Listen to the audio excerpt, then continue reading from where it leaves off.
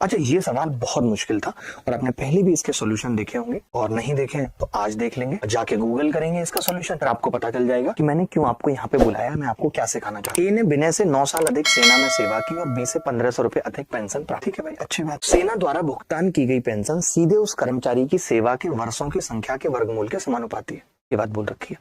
यानी ये कह रहा है कि जो पेंशन है पी, वो डायरेक्टली प्रोपोर्शनल है जितने दिन कोई भी काम करेगा, नंबर ऑफ ईयर्स, ये कह सकते हैं।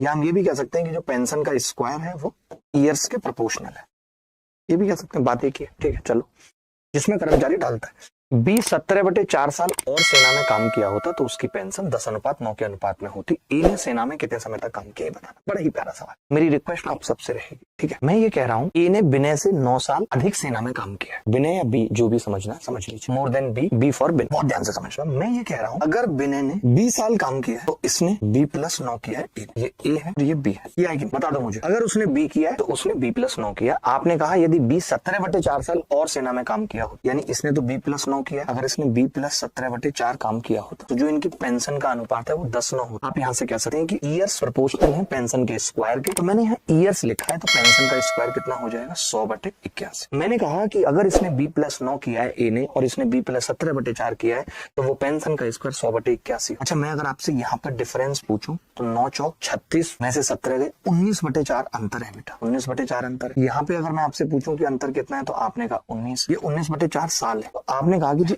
19 की वैल्यू 19/4 साल है, 19 की वैल्यू 19/4 साल है। डिफरेंस ही तो लिया मैंने और कुछ नहीं किया।